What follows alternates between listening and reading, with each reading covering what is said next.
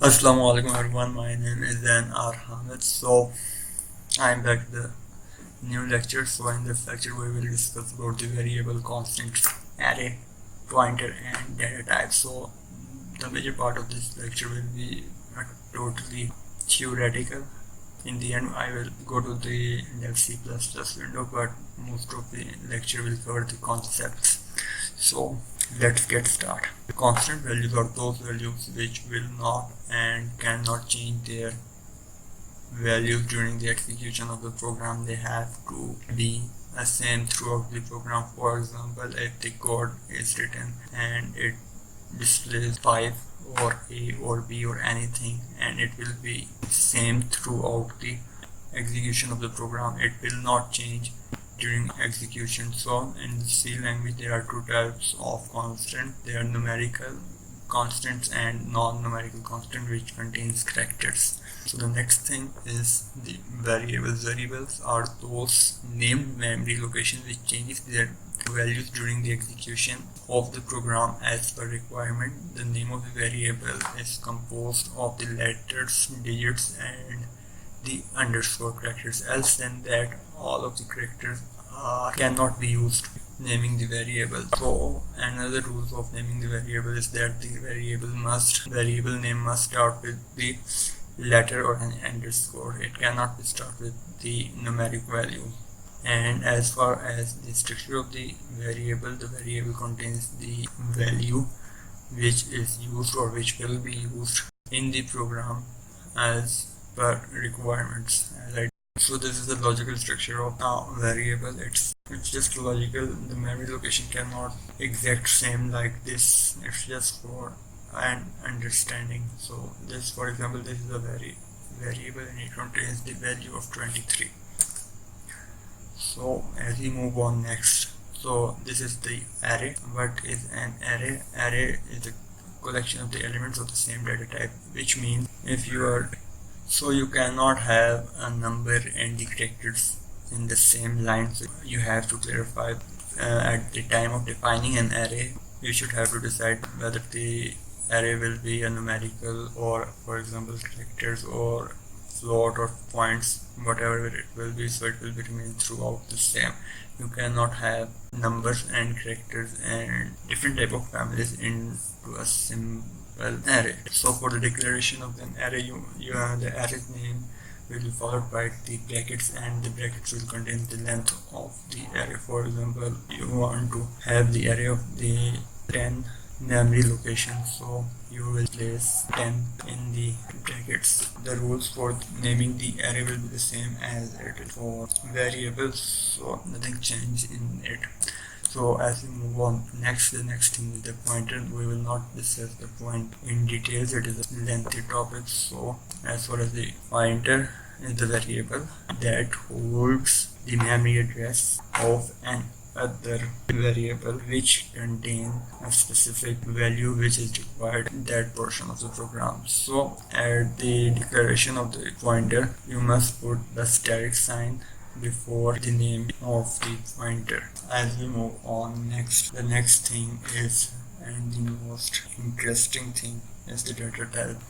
Data type, whenever a variable is defined in the C++, the compilers allocate some memory for that variable based on its data type on which it is declared. So before naming any variable, any pointer, any array, you must have its data type. These are the most commonly used data types. First of all, the most commonly used data type is the integer. It carries only a number and its size is 4, and its range is, as you can see, going to your screen. So the next thing is the character. It contains only one character.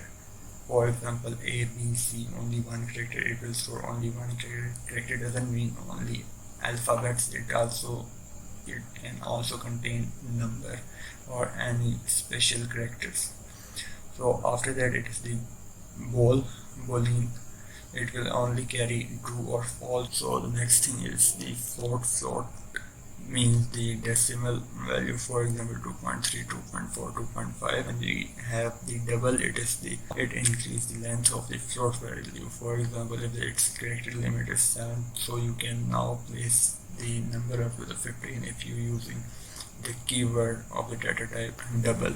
And the long is the upgraded version of the integer. It also contains simple number. Its size is 8, and the last and but not the least is the string, and it contains the combination of the characters. It is basically the array of the char which contains the different characters. For example, if you want to save the name from the user, so you will be having data type of string. So after all that, let's move on to the C++ window and let's check it out. So first of all, what we will do is we will create a variable.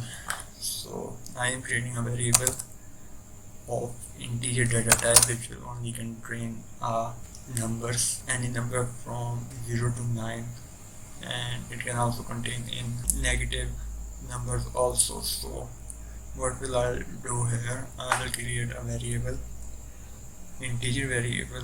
So I will name this variable by age. So this is a variable, and I will store a value, for example age is equal to 18. So the value will be stored. The other thing have to be noticed in this, for example, if you store age is 18.5, the compiler will not give you any kind of error. It will just remove all of the values after the floating point, and it will only save the values before the floating point, so it will only save 18. And if you accidentally used a variable twice, so the value will be overwritten and the new value will be stored, which will be the last one you have entered. So make sure that you have used the right amount of single variable in the whole code. So this was the declaration of the integer variable. Similarly, you can create the float variable. For example, I will name it by cost, and I will place the value of 23.67. This will contain the whole value. It can also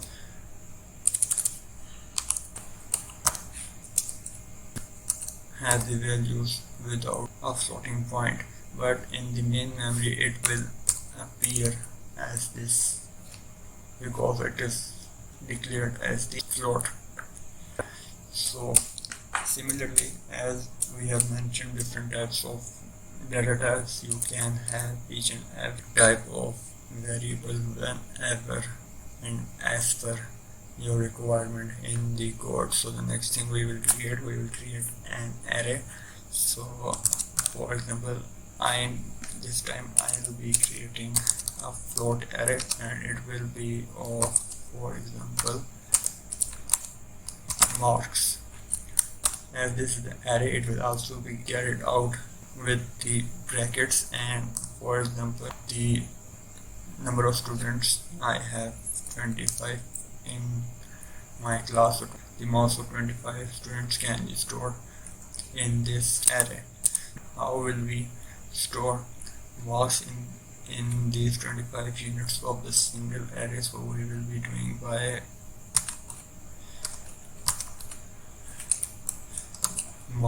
marks, as it is the variable array name.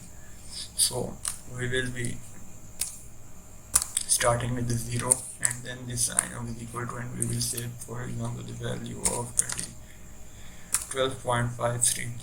Similarly, marks with the 1 and equal to 54.34, for example. Similarly, we will continue like this, and we will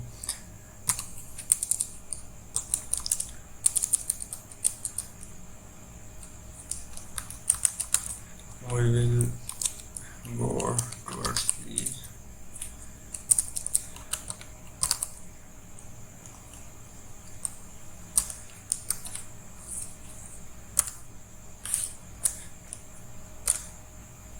twenty-fourth memory location, and we will add the